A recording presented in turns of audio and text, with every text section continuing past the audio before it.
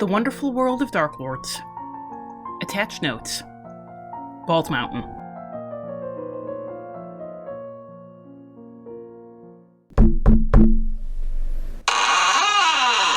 Trick or treat! Hello! Happy Halloween! Happy most spookiest and earlier celebrated in the year holiday.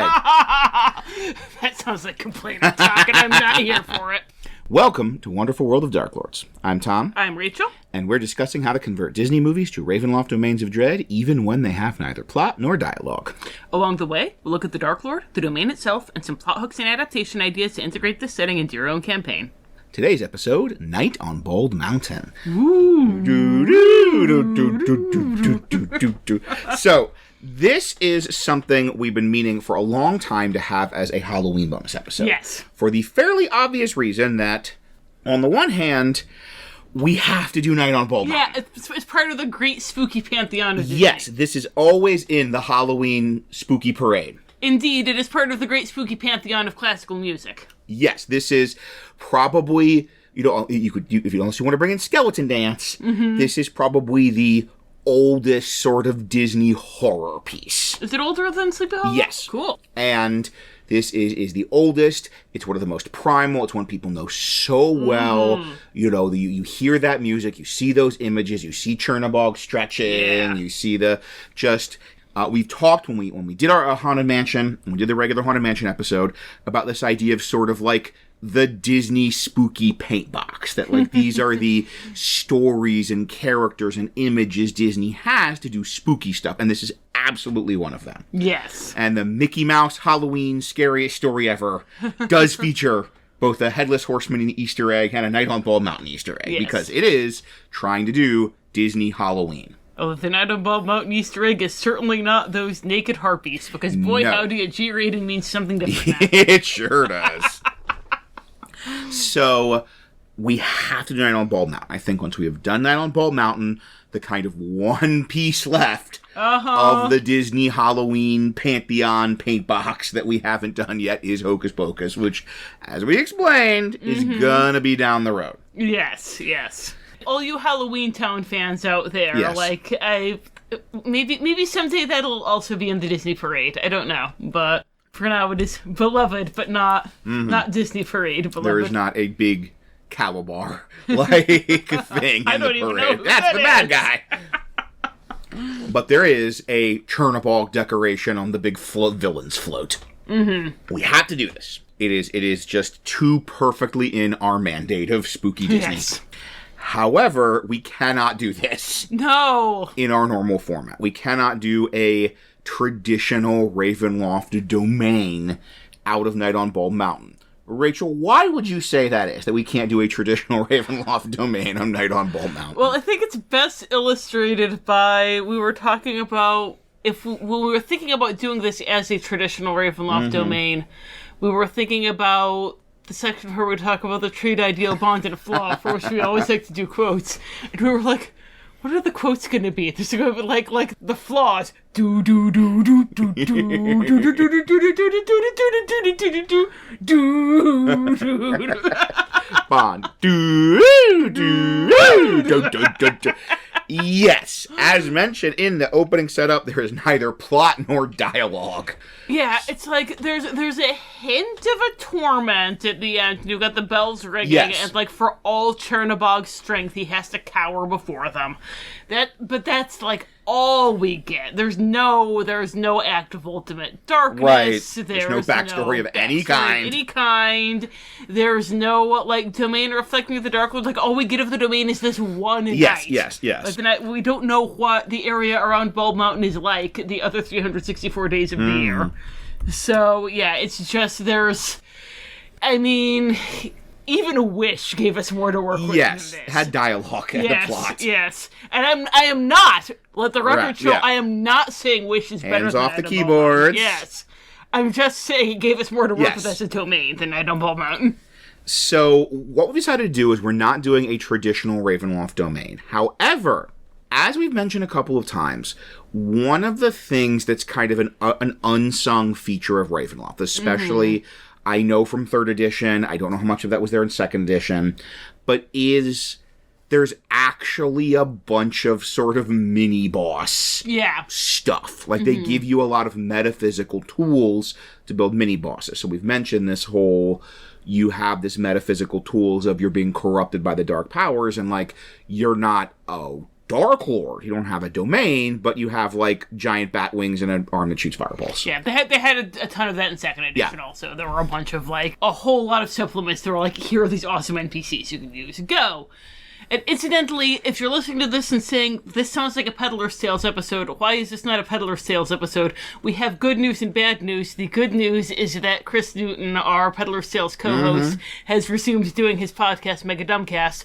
The bad news is that Chris Newton, our Peddler's Tales co-host, has resumed doing his regular podcast, Mega Dumbcast. It is a daily podcast. He has no time for anything else. So hopefully Peddler's Tales will be coming back, but not in time for Halloween. So it's just us.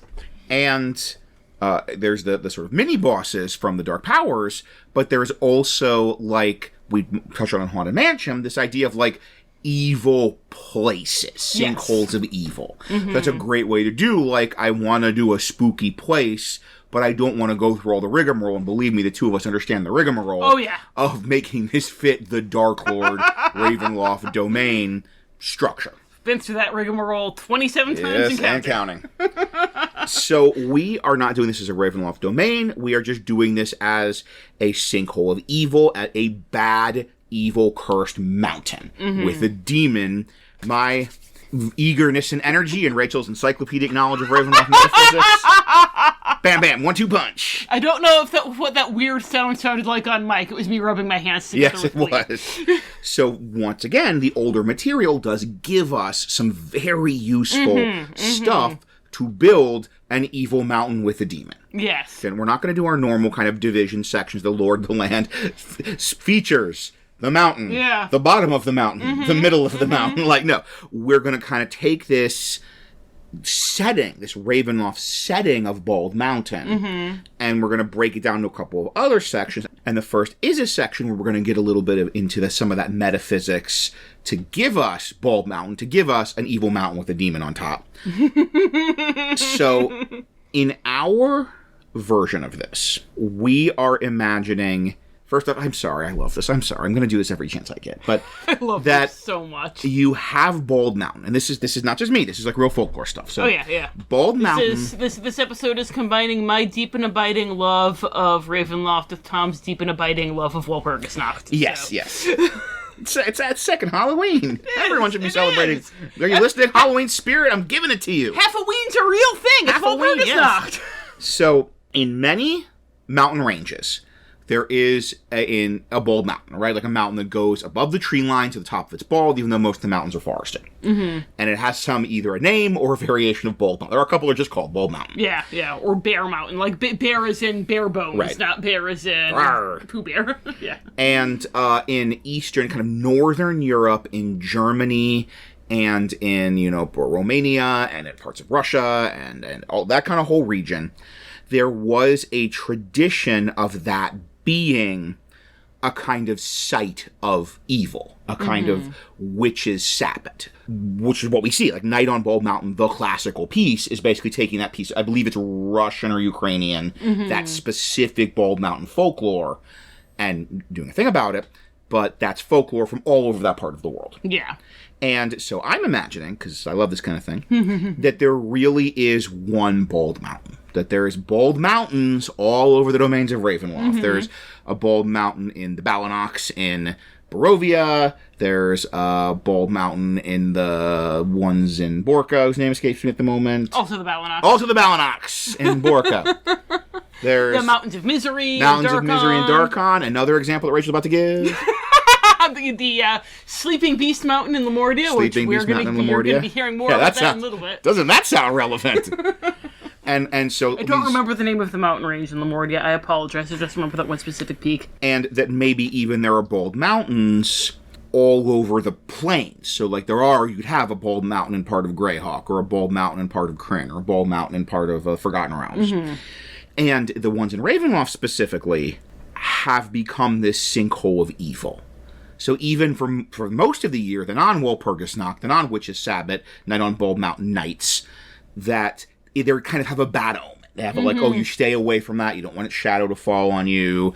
You don't want to go there. You're going to be cursed. It's, just generally has this emotional resonance. It's a sinkhole of evil with emotional resonance of, malice and rage. There's so many stories of, climbers, dying on the mountain or whatever. Or, people, it's so many avalanches because of the mountain's wrath. You know the kind of thing. And that the reason it has that powerful sinkhole of evil effect is that there is a demon trapped there.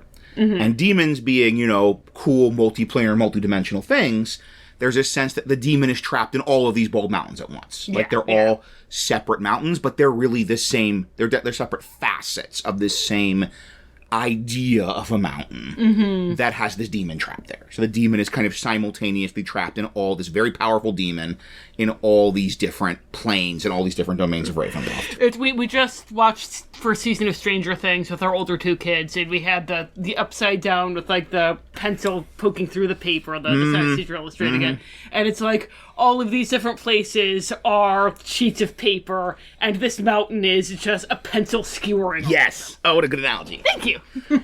Thanks, Stranger Things. But then you have Walpurgisnacht, which is just some kind of conjunction of the stars and the celestial powers, conjunction of the moon and the planets. On that night, the demon is freed. Mm-hmm. And it's still stuck on the mountain, but it's at least awake. It's able to manifest on the mountain. And this is this great gathering of the forces of darkness. This is this great sort of revel, bacchanalial, thank you, because we're trying to keep it PG, of the, a great bacchanalial of the forces of dark. Where they come together and sing songs from Porgy and Bess. Mm-hmm. And so it's this, because this demon is awake, and this demon is kind of radiating abyssal power. Yeah. This is just, suddenly it is this sinkhole of evil becomes this fountainhead of abyssal energy and abyssal power. So you have hags and undead and evil creatures and devils and demons and things for cultists from all over Ravenloft. Unseelie Fae, all over Ravenloft, all over the other planes, but they all go up their individual bald mountains. But once you get up to Bald Mountain, they're all in the same mountain. They're all in that same space. They all go on the pencil. Yeah. They're all crossing over to their paper, and then bam, they're all on the pencil. They're all on the pencil together.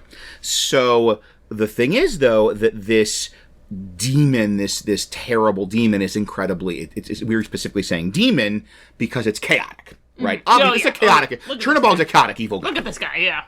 He transforms all of his little, demon things into these various different shapes, and then gets bored with them and drops them in the fire. That's classic Abyss kind of thing. So it's even for, your Unseelie Fae and your hags and stuff, this is kind of dangerous. Yeah. Because you do have lording over everything this giant mountain peak-sized chaotic nightmare trying to amuse himself. With glorious pecs. Yes. Let's just take a minute and admire those pecs. Let's just get that out front. Get in front of that. Fun sidebar, speaking of all the little, weird goatee people from the cartoon.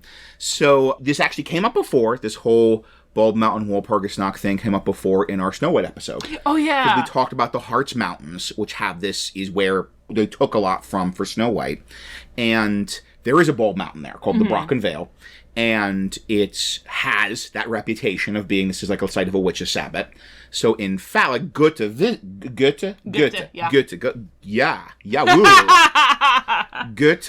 visited, did tourist stuff, did old-timey powdered wig tourist stuff at the Harz Mountains, and wrote in Faust a witch's sabbat scene there. So I know I haven't read it, but I am told from Rachel. It's so weird and from Wikipedia that there is weird and random is a good nutshell description of Goethe's Faust, honestly. there's a Walpurgisnacht witches sabbat scene on the Brocken Vale. Yeah. In looking for art for this write-up, I found some sketches from a 1800s illustrated version of Faust. And I showed these to Rachel, and this is totally what they were drawing from. You just go, that little reason to go click on the write-up if you don't normally, the DM's Guild write-up. And it clearly is a huge visual influence on Night on Bald Mountain. Just like a lot of the little weird goatee demon people look very much like the weird goatee demon people in the Disney cartoon Night on Bald Mountain. Sidebar over. So, we have talked about the event that is possibly scored with music that goes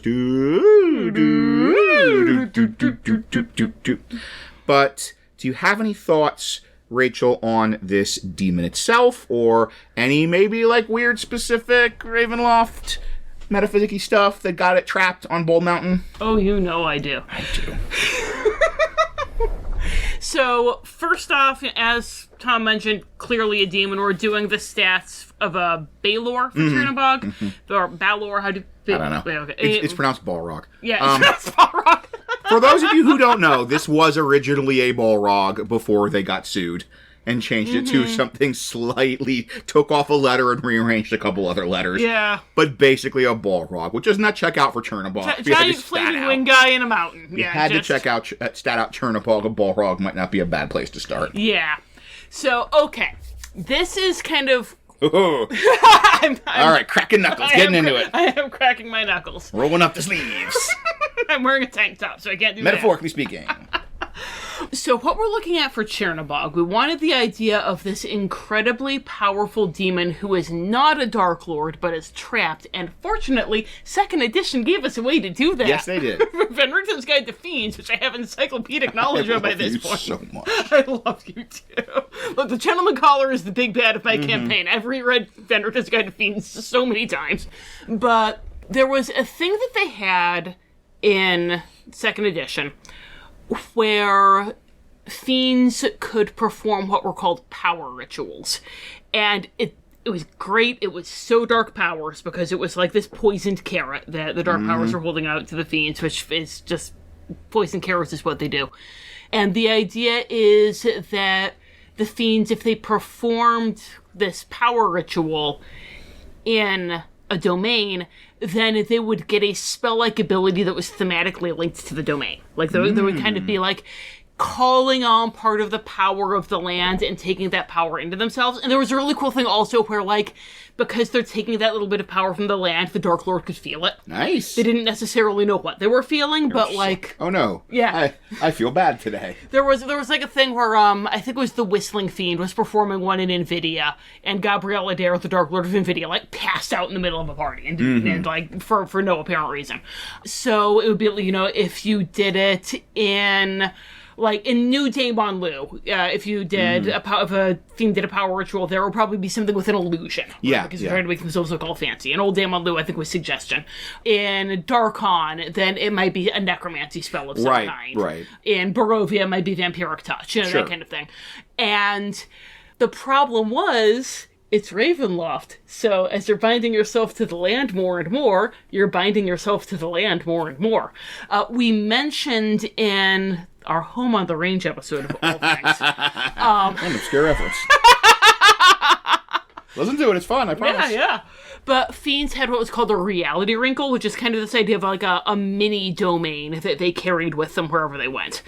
And first off, whereas they perform these power rituals, their reality wrinkle gets smaller and smaller and smaller and smaller, until eventually it gets to the point where it's just like this little tiny circle surrounding you, whereas I believe the Gentleman Caller is just like a half-mile radius or something like that. And then the other thing as you perform power rituals is it makes it harder for you to leave Ravenloft. So any fiends who are trying to get out, it might be that they tried to get out, and they've performed a whole bunch of power rituals, and they finally found that portal that's going to get them out of Ravenloft, and they walk up to it and just kind of, like, bounce off it like it's a solid surface and slide down to the ground. And depending on the fiends, you know, some of them don't care. So, like, we mentioned the Whistling Fiend, and the Whistling Fiend is all like, you mean I get to run around and cause havoc on all these mortals and not die in the Blood War? Yes, please. So the Whistling Fiend is just doing power rituals left and right, because he doesn't care if he's stuck there. Whereas the Gentleman Caller wants to get the heck out, so he's like, nope, I'm not going for this. Ain't no way, ain't no how.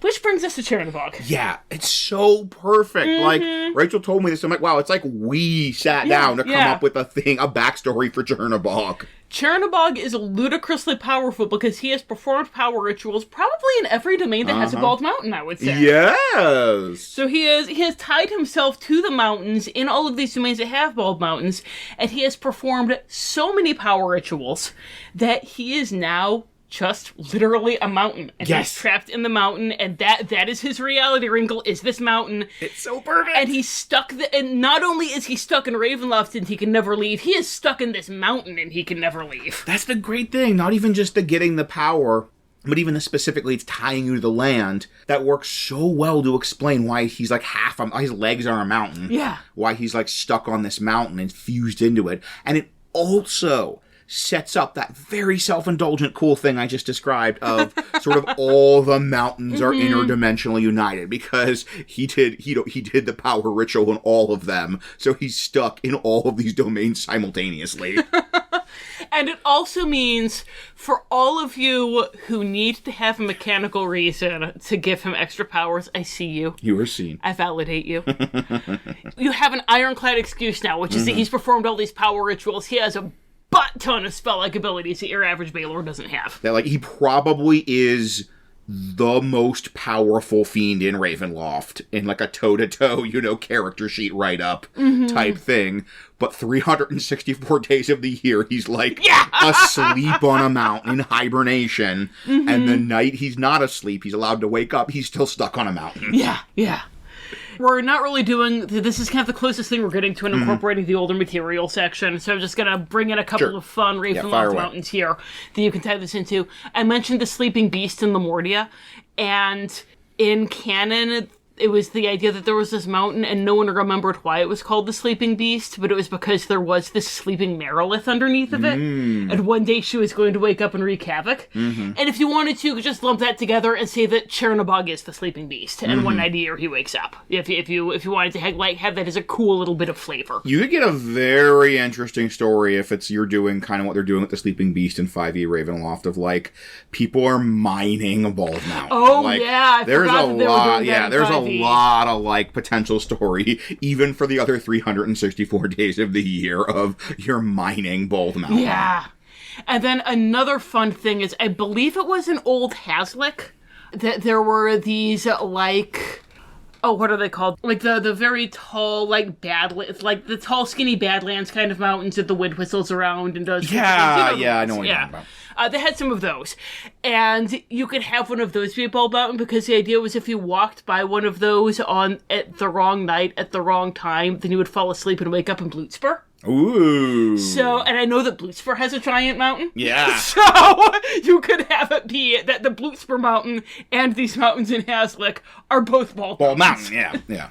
Which also lets you give Chernobog all kinds of creepy, like, psionic powers because of the power ritual he did in Blootspur. Yes, and also just lets you do an interesting getting your PCs into Blootspur. Yeah. Another one, he doesn't even need to be on Walpurgisnacht. It can just be, this is this weird magical mountain in every domain. Yeah. And they go up the one in the Balhanox and come down the other side, and they're in Blootspur. Yeah. If you go there at midnight on the winter solstice, then you don't know where you're going to come out. So we wanted to do, as we mentioned, Night on Bald Mountain, because it's an iconic core original Disney horror thing. It's got great music. It's got a great design. It once again is one of those things that, just like Sleepy Hollow, that just was like, it's been so syndicated by Disney and so much of their Halloween stuff. It just is such a presence in the whole idea of Disney spookiness, Disney Halloweeniness. And naked harpies or no, if you are of a certain generation, then you watched this in elementary school on Halloween. Yeah, on the Halloween party with the pumpkin cookies or whatever, and they put in the VHS that was just 90 minutes of random Disney spooky adjacent, maybe Maleficent turning into a dragon, just various quasi-Halloween thing, and Sleepy Hollow probably, to just, entertain children. Dance. Yes, for an hour and a half on Halloween party day at elementary school. But the other main reason we wanted to come is because this framing story that gives us our Chernobog, the Walpurgisnacht, the Witch's Sabbath, is a really cool story with a lot of potential. Yes. Like, this is kind of also letting us do a Witch's Sabbath setting. Because we even had, Tom mentioned in Snow White, we even had that we used this Witch's Sabbath setting as a way to get Narcissa hooked in with these hags and to get her to become the evil queen from Snow White, to go from being this ambitious peasant to being the evil queen from Snow White. Yes. It was because she went to the Witch's Sabbath on Walpurgis Nacht. So there's a thing you could do right there if you need an evil queen backstory. So the ending with the church bells, that even, whatever story you do with this builds in a great timer. You just have to get to dawn. And maybe that's a good thing, like if it's just survive until dawn and then the church bells ring and the sun rises and Chernobog goes back to sleep and the undead powers just sort of dissipate. Or you have some goal you're trying to accomplish on Bald Mountain during the Witch's Sabbath and you have until dawn to do it. Like that, it could be a good timer or a bad timer. A timer to survive to the end or a timer that's putting that ticking clock pressure on trying to accomplish your goal. One obvious potential story is a kind of folk horror-y story of you're protecting the village. Oh, I just realized you could totally do Seven Samurai. Oh, yes, you absolutely could. Yeah, with protecting the village from the forces of evil. That, yes, you could do just a straight, like, the valley's flooded with imps and whatnot, and hags, and they recruit you because they're tired of their people being carried away by hags in the night on Walpurgis Night. And so you do the whole Seven Samurai, protect the village from just like waves of undead and demons and hags and everything passing through on their way to Bald Mountain. Yeah. And then once again, it's just that, like, just till dawn. Just minimize casualties until dawn. You could also bring a more specific folk horror element of maybe they have these, like, sinister rituals they do to protect the village on Walpurgis Night. So lots of bonfires. You go and you find out about these horrible rituals that this town is doing to stop the human sacrifices, but then you find out the human sacrifices were working. Right, then you have to flip over to the Seven Samurai, like, now you have to deal with the fact that you didn't let them do their normal appeasement human sacrifices or whatever. But that's sort of with the village. But obviously there's also a lot of potential stories with going on to Bald Mountain and kind of infiltrating the Witch's Sabbath. Where first off, you've got the very fun, like, you gotta disguise yourself as, like, demons and witches and everything. You've gotta, like, look like, do whatever magic or whip out those disguise kits and roll those deception checks and get everybody looking like they're creatures of the night. Yes. So that's gonna be a fun scene right there. Yeah, so if you want kind of like a general goal, then kind of a monster of the week sort of thing, maybe there's, rather than the town sacrificing people, maybe the witches are going to sacrifice them to Chernobog. And in that case, it's just a straightforward rescue. You got to go and save the person. And then if the witches don't have their victim to appease Chernobog, that's just gravy. Because now Chernobog's going to go after the witches instead. So everyone wins. High fives all around. And there's like a great set piece of like, you can't just like swoop in because there's an army of like the creatures of the night. So you have to like figure out, all right, how are we going to sneak this victim out without exposing ourselves to this whole bacchanalial of evil that would then turn on us and tear us apart in true bacchanalial fashion. Yeah. And that's a fun like story right there. And here's a sacrifice, and they pull it off, and it's like, 3 pillows in a sleeping bag. And then Chernobog turns them into goat people and then eats them. Yes.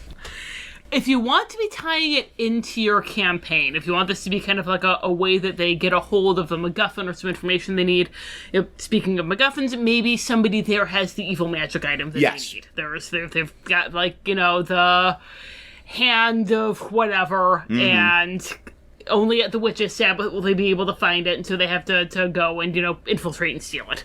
Once again, you could have kind of a fun, almost heist story. If there's an idea of, like, you always wear your, like, evil finest to the Witch's Sabbath. Yes! Finest. So, like, you have, like, the Eye of Vecna on a chain. The hag has the Eye of Vecna on a chain, because she, of course, wants to show off that she has the Eye of Vecna, or the evil, the Crown of Madness, or whatever. So, like, you do this sort of jewelry heist kind of deal. Yes. Or, since there are so many horrible evil creatures there, maybe you're going there to get information or to talk to a particular evil force that is going to be there. Especially if you want to have it be that it's a dungeon dive meat grinder, you can do that. Yeah. Or if you want to have there be kind of this uneasy alliance, like the PCs are technically protected until dawn and then all bets are off, you could have it be that there isn't any open fighting here because no one wants to draw Chernobog's attention. Chernobog is the only one who draws blood on all-purpose Chernobog and the designated victims. And I love this as, like, it's not even that, like, this is, like, a rule for peace or, like, Elysium or Vampire the Masquerade or anything. It's just, like, nobody wants to draw his attention. Like, nobody wants to be, you want to avoid notice and blend in with the crowd as much as possible. So somebody might even try to kill you via skullduggery, but they're not going to, like, just openly all turn on you and start bashing you with witch clubs or whatever. Because then they might get turned into goat people and eaten. Yeah. You might also, if you're trying to make contact with somebody specific who might be there, maybe it's your warlock patron. Wouldn't that be cool? Yeah. You get to confront them at a party that they're at. You find out they're going to be at this party, so you get to go confront them, and they've been avoiding you. Yeah. But you know they're going to be at this party, so you sneak in. If you're an infernal warlock, or if you're an archfey warlock whose patron is unseelie, then you can just go and have all kinds of fun. And then once again, getting into some of the kind of like specific Ravenlofty stuff. We can't talk about hags and folk horror without talking about Tempest. Indeed. So we could say that, Bald Mountain is technically in Tempest for that night. So wherever you're coming in from, then it's also in Tempest, and you might run into Lorinda or the Three Hags. Depending on which edition you're doing. And if it's the Three Hags for 2nd edition or 3rd edition, like, I don't know, they have some kind of plan, something you're foiling. But if it's Lorinda, maybe she's there because she's hoping that she can cut some kind of deal with Chernobog that will allow one of her children to survive. Or even just, like, if she can get close to him, she can absorb enough abyssal energy into, like, a battery that can power her child. Yeah. And that actually, speaking of the fact that you can, like, go to Tempest and interact with Lorinda even if you weren't starting out in Tempest because of the way this pencil punches through the paper. There's a lot of potential here, guys. Yeah, because you could actually have darklords interact. Yeah, baby! Like, if Bald Mountain is simultaneously in the Balinox and the Mountains of Misery, there is no reason that Azalin and Strahd can't just go toe-to-toe and have a peeing contest. Have awkward small talk, yeah. And you could even build in that, like, okay, nobody wants to try. You don't want to, like, just start, slinging spells and turn into a wolf and, turn into a dragon or whatever. But, like, this is a great chance for them to be super catty to each other. Like, oh my gosh. Please, if you haven't read I Strahd, The War Against Azalin, it's on Kindle and Audible. Those two are an old divorced couple, and it was a bitter divorce. It's so fun. That this is just such a fun... This is one of the few, like, metaphysically consistent ways you could have a bunch of darklords making awkward small talk. It's sort of like, we can't... openly fight each other because we're kind of at a formal party, but we can be really mean to each other. We can be as mean as we can to each other. And doesn't that just sound delicious? It does. Oh, man. Yes. I want there to be a big Darklord reunion. That just sounds delicious. Or on that note, this could be a thing where the Darklords are trying to, like, reach out and influence other domains. So, like, Strahd has brought a bunch of cursed items, and he's going to, like, put them in areas that are going to, like, detangle and end up back in, like, Borca and Darkon and Tempest. And this is just a chance for them to sort of reach briefly into the physical space of these other domains and mess with them. And then, speaking of going into other physical space and it, being an interconnection of all of these different places, if you're doing the classic 2nd edition, like, Weekend in Hell version of Ravenloft, where you're playing Outlanders who've gotten pulled into Ravenloft and are trying to get out, this might be a good final set piece, because if you survive till dawn, you could say that when the sun rises... You're on the Eberron Bald Mountain. You're out of there. Yeah.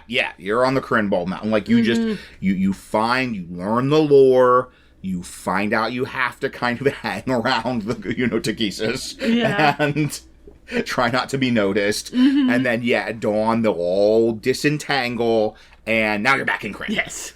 And that is just, what a cool, like, tense escape from Ravenloft set piece. If the just sort of like, especially if you want a very roleplay heavy escape from Ravenloft set piece, that you could have this, you have to go do night on Bull Mountain. And all the while above you is this giant demon eating people and cackling. And casting Baleful Polymorph left. Is Baleful Polymorph still a thing? I think it's just Polymorph now, yeah. Baleful Polymorph was weaponized Polymorph, which is absolutely Chernobog's bag. So, all right, here's the thing that's not in our outline at all, because it's a thing that just occurred to me, like, as we were talking about all of these power rituals and everything. It's alive, baby! Yes. So, this is... What do you do with it if you want to make Chernobog, like, the big bad of your campaign, despite the fact that he is a mountain 364 days out of the year? Yes. And have, like, your Witch's Sabbath as this sort of, like, climactic thing, possibly ending with their PCs getting sent back home. And even you've got, like, all the witches and everything and the hags and whatnot running around being agents of Chernobog that you're messing with, but that involves Chernobog having a goal that they have to be working toward. Right. And kind of the obvious goal would be to find some way to set him free, Gwydion style. Right. But, except what would that even look like? You know, how would that work? But... what if he decides he wants to go in the opposite direction? Because he has performed all these power rituals, he has bound himself more and more powerfully to Ravenloft and become this super powerful being with these incredibly strong ties to Ravenloft. What if he's hoping that he can, like, have all of his agents bring him, like, things that are representative of the domains that he hasn't done power rituals in yet, so he can bind himself to all of them and become a dark power. That's freaking great! Thank you! That is so good. That is so good. Gosh, I'm seeing this all spin out, so you have that. This is the great, like, you could actually have the dark powers on your side, like when you're fighting a darklord, where it's like, no, actually, the narrative agents of this universe want you to beat Strahd. Yeah. Because it'd be funny. And similarly, like, so you have that, he's trying to become a dark power, or he's trying to, like, merge with Ravenloft. Yeah. Just, he is the land. He is all the lands. Yeah. Like, you could even have a thing where, once again, we get the, like, uneasy alliance with a darklord or two, where they're like, okay, I don't like you and you don't like me, but we don't want this guy to be God. So we can agree that would be a suboptimal outcome for all of us. It's like, the dark powers have taken everything from me except Barovia. Barovia is freaking mine! Yes. This big horned bat-winged guy wants to become the god of Barovia, and I ain't having it. Yeah. So, all right, we'll put aside our differences and work together. That is, so sweet. I was thinking it'd be neat, like, you have all these idea of these witches and these all the creatures of darkness. This is sort of specifically like the cult of Chernobog. So that could still be like hags and undead and ghosts and all sorts of demons and all human cultists, and you could have this like a cult of Chernobog specifically doing the Witch's Sabbath on Walpurgis Nacht. Yeah. Or you could have like there was do demons all have phylacteries in 5e? I can't remember. Okay, because there was a thing in second edition that, like, when a demon appeared in Ravenloft, they would get a phylactery there. And so you could have a thing that's like, maybe the cult of Chernobog has, like, found Chernobog's phylactery and is taking it to the domains that he hasn't been to yet. There's a way to kind of, like, bind him to those, and that's kind of you're chasing them around to all these domains that he hasn't been to yet, and they're causing mischief. That is really cool. And you could even have a nice, like, spooky, the idea that those 364 days, you have this great timer, but it's all building up to Walpurgis Nacht. And you have that other 364 days, it could be this sort of like, he's in hibernation, he's in torpor, but he can still reach out through, like, dreams and things. Yeah. Like, he still can sort of psychically, psionically reach out and be in touch with this cult and mess with the PCs, and especially a big emphasis on dreams. That, he kind of speaks to people through dreams because he lies dreaming. Yes, do things Gwydion style. Chernobog lies dreaming. That is so good. So yeah, you easily could spin that whole campaign of the Cult of Chernobog is sort of your big bad. Or even I love you mentioned before could be the like getting objects specifically powerfully connected to the domains he hasn't been. Yeah. So that can give you sort of domain hopping and your MacGuffins and your this and that and the other. The Cult of Chernobog stole Octopod's car. Yeah, exactly, yeah. Which, as we know, is in the British Museum. And it all builds up to that Walpurgis Nacht. You know, your classic, like, the cultists do this whole thing, and it's just sort of like, you know, raise their god from the dead, or open the portal or whatever, and it's kind of that kind of thing. It's all this giant bacchanalial of the Cult of Chernobog coming together from all the different all the different branches from all the different domains. I've had at least 2 campaigns with that plot, except it was Gwydion. Yeah. So there you go. That is even not taking this, not just having it be a cool set piece, a cool Walpurgis Nacht, which is Sabbath set piece, but the set piece that is the climax of your campaign, and they get to have a boss fight with a giant Chernobog swiping his hands at them. Yeah. And that's going to be awesome. And even if you don't want him to be the big bad of, like, your entire campaign, that's a good possibility for giving Chernobog a goal. And once again, you just kind of, we can't give him a trait, ideal, bond, and flaw, because it's just musical cues, but you can have this motivation in the back of your head that this is what he's going for. Yes. So awesome. Little lie, baby. This is the fire we get here. Off the cuff, spontaneous stuff. So, as we said, this is not going to be a normal episode, but as we also said, because we can't get a normal domain out of this, but as we also said, this is so good. Also, this is so good. There's so much potential for an amazing set piece. It can be a meat grinder dungeon. It can be pure, like, role play social roles. It can be a heist. It can be awkward small talk with their patron who's been avoiding you. Cornering them at a party and forcing them to talk to you. I don't think there are any... There can't possibly be any mountains in Crescent City because New Orleans is not known for its mountains. But I'm just imagining Dr. Facilier just going into... Hey, guys. So, how have you been? How's things? No, Dr. Facilier wants to avoid them as much as possible. Yes. So never mind. But that kind of thing. Yes. So, if you decide to do any of these, use Bald Mountain for any of your Ravenloft set pieces, whether to escape from Ravenloft or to just continue your Ravenloft story. How could they let us know? Well, you can email us at wonderfulworldofdarklords@gmail.com. You can find us on Facebook, Tumblr, or Patreon at Wonderful World of Darklords. And I believe on YouTube we're just Wonderful World of Darklord. I don't think that the S is on there, but you can find us on YouTube, and our comments are a hopping places. Yes. If you just search for Wonderful World of Darklords, you will find us on YouTube. Yeah, find our Maleficent hand holding the apple. Pretty distinctive. Yeah. Thanks, Halite. Yeah, it's so super good. Great. Thank you, Halite. Still perfect. So 3 years later, still perfect. If you like how we adapted this into a usable setting for your Ravenloft game, which that was a little credit where it's due. All right, that was a job of work, but we nailed it. Then I have some stuff we've adapted, some movies I've adapted into 5e Adventures. We have adapted some horror movies, also some Disney things. I have a Toy Story one, I have a Tron one. So if you just look for more by this author, for the write-up for this setting that I'm doing, I almost said domain, but it's not a domain. We're very clear about that. So this setting will have a write-up. It'll be on DM's Guild. You can just look for more by this author. Look for Tom Kohler on DM's Guild.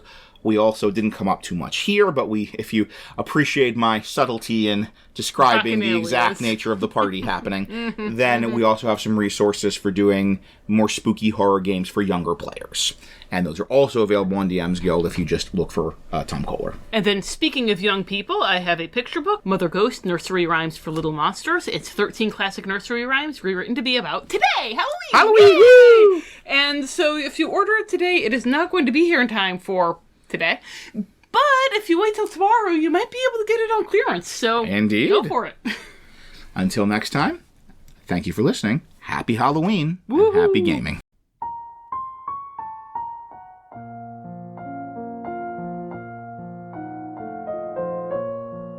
This has been The Wonderful World of Darklords. We have no affiliation with Disney or Wizards of the Coast. All music recordings used in this episode are in the public domain and were obtained through museopen.org. Titles and links are in the show notes. The Wonderful World of Darklords logo was designed by Haylight Jones. You can find links to their work in the show notes. If you'd like to support the show, look for us on patreon.com or find our tip jar on Red Circle. Thanks for listening.